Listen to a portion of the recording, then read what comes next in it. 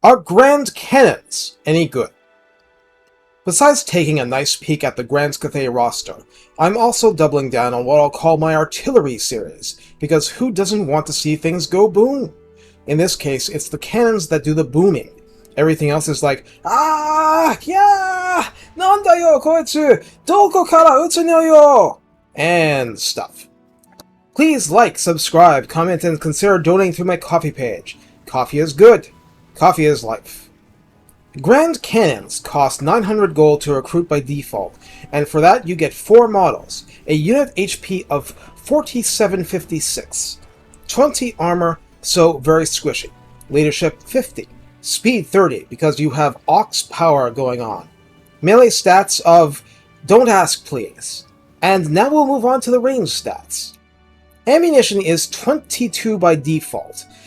A lot of stuff in this roster has 22 ammunition. Range is 450 default, which is nice and strong, and missile strength is 200, split between 88 base and 352 armor piercing. So you know the reload time must be awful. 22 is pretty bad, yeah. Also note that these are flaming attacks, so Imric will laugh at you much more than if you were firing, the Hammer of the Witches. Now that was a regiment of renown, let me tell you. The Grand Cannon is not particularly accurate or inaccurate, but people tell me it tends to hit infantry a bit easier because the wagons provide higher elevation. That may well be true. Beyond this, we're dealing with a Yin Harmony unit, and Yin Harmony will help with that problematic reload time. Remember, the higher the reload time, the more percentage buffs matter. Eastern Fires provides up to 20% extra ammo and 8% extra missile strength, and who can complain about missile strength? Yay! Fast Hands adds even more missile strength, 10% reload time reduction, which is a straight boost to DPS, and missile resistance of 15% to help resist being sniped, if you're rank 7 or above. Are you? Are you?